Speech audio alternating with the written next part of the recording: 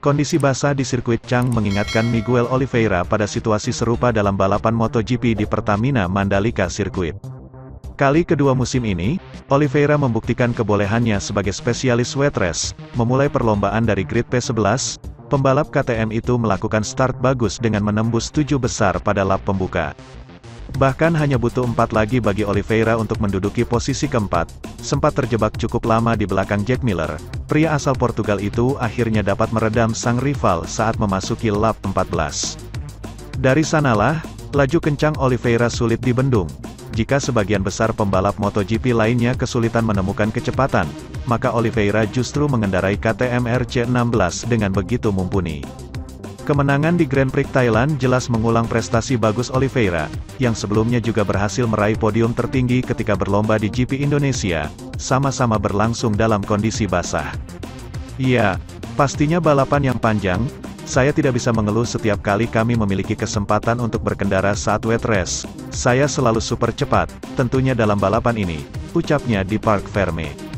Ketika mulai turun hujan, saya punya semacam ingatan tentang Indonesia. Tapi saya mencoba tetap tenang, melakukan start bagus, tidak membuat kesalahan, kemudian membawa motor sampai finish. Sangat senang dengan hasil jelang akhir musim ini.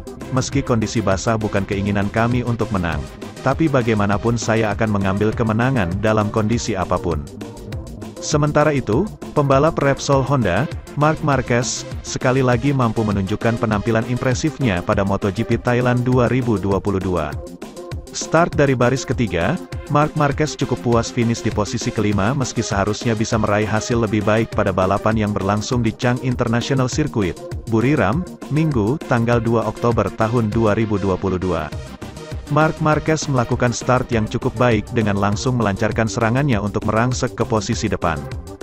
Namun, Marquez sempat tertinggal dari rombongan 3 pembalap terdepan dan bertahan di posisi 4. Akan tetapi pada 10 lap terakhir, Marquez berhasil mendekati Francesco Bagnaia, Ducati Lenovo, untuk memperebutkan podium ketiga.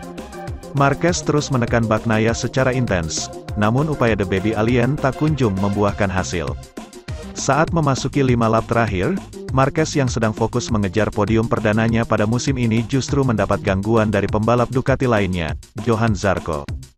Bukan posisi 3 yang didapat, Marquez justru harus turun 1 strip usai berhasil Zarco menyalipnya.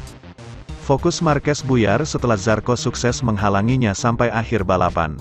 Meski masih gagal meraih podium, Marquez cukup puas usai melakoni balapan yang sulit. Sekali lagi saya menjalani GP yang solid, katanya kepada MotoGP.com dikutip bolasport.com dari Corse di Moto. Tidak ada yang luar biasa, tetapi saya tidak ingin membuat kesalahan apapun, ucap Marquez.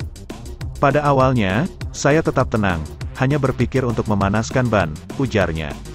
Tetapi kedatangan Zarco di akhir lomba benar-benar memutus harapan Marquez untuk naik ke tangga podium. Marquez sampai dibuat frustasi dengan 2 pembalap Ducati yang berada di depannya. Juara dunia 8 kali itu menilai akselerasi pembalap Ducati sangat gila dan sulit untuk menyalipnya.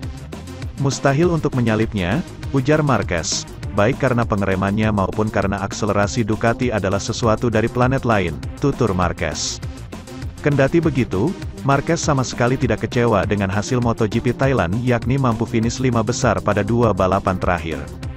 Grand Prix lain selesai, akhir pekan yang positif dan kali ini dalam kondisi kering, kata Marquez mengacu pada kondisi pada hari Jumat dan Sabtu. Di belakang para rider Ducati itu sulit, lalu Zarco melewati saya dan saya memutuskan untuk tetap di sana. Marquez kemudian mengomentari positif sikap Zarco yang enggan melewati Bagnaia. Ada rasa hormat yang istimewa, ucap Marquez sambil tersenyum.